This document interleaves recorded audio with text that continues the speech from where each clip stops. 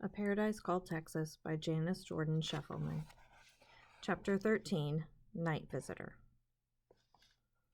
The road to New Braunfels was a long one. They walked and sometimes rode for days on end, always keeping within sight of the Guadalupe River.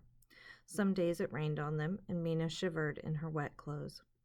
Now there were more trees, and the land rolled up into low hills. In the valleys, forests of many kinds of trees grew, some with very broad leaves, and the open meadows were blanketed with wild flowers. They passed farmhouses scattered along the way and small towns, Cuero, then Gonzales. One night in camp, after everyone had laid down to sleep, Mina was awakened by something moving about in the branches of the big tree that spread out above. Anna lay sleeping beside her, and Mina touched her shoulder gently. "Anna, are you awake?" Whatever was up in the tree stirred. Mina's heart began to pound. The night was perfectly dark with no moon at all. "Anna," Mina repeated. Anna stirred sleepily. "What is it, Mina? What is the matter?" "Do you hear something up in the tree?"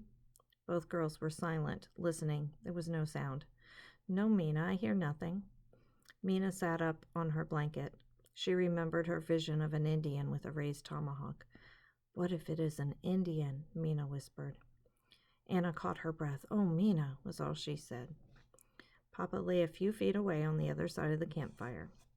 Mina knew he had his gun beside him, loaded. There were still some glowing coals. Mina crawled over to the coals and put some kindling on them. Soon a flame flared up, shining on the girls' faces. Anna looked paralyzed with fear, her eyes big, her mouth open, but saying nothing. Mina shielded her eyes from the firelight and looked into the tree.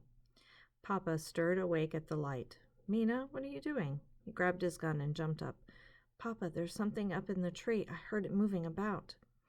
By this time the Kaufmans had awakened. "What is it, Ernst? What is happening?" Herr Kaufmann asked. Then Mina saw it. She saw two eyes shining in the firelight, nothing more. "Papa, there it is!" she screamed, pointing to a thick branch that reached out directly above them. "Stay down," warned Papa, and he took aim carefully at the eyes. The gun went off and echoed through the valley.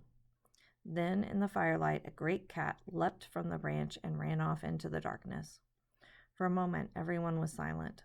The explosion of the gun still in her ears, Mina stood up. In that circle of light, she felt small in the vastness of Texas. "That was a panther," said Herr Kaufmann breathlessly. "Well, he will not return tonight," Papa said, lowering his gun. "The panther was after our provisions, I'm sure of it."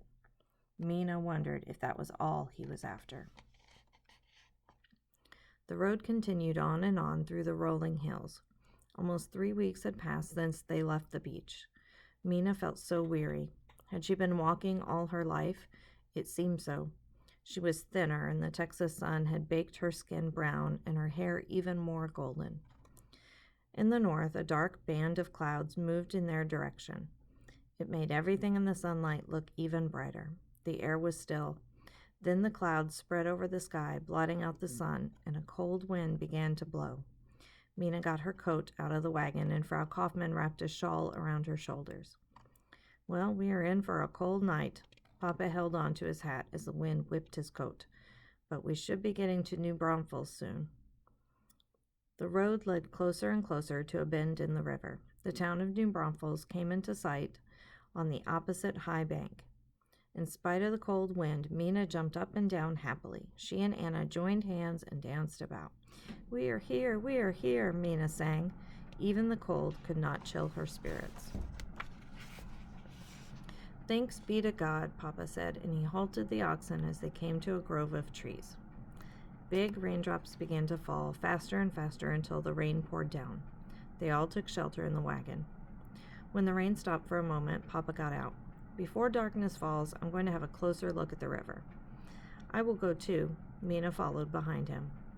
As they walked down the bank, they saw a ferry boat tied to the other bank. The river had become swollen with rain, and the current tugged at the little ferry, threatening to carry it away downstream.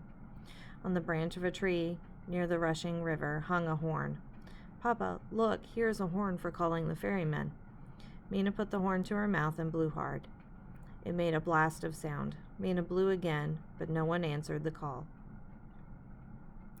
It had grown quite dark by this time. As Mina and Papa started back up the bank, someone called from the opposite side. "Hello, hello there." Papa answered, "Hello." "You will have to wait till morning," came the voice again. "The river is too swift to cross by night." "Very well," Papa answered. There was only a cold supper that night. Mina wrapped blankets around her and shivered, huddled, sitting up next to Papa in the wagon. The wind howled and tore at the blankets. Could it be, Mina wondered, that the little village across the river was to be their home in Texas at last?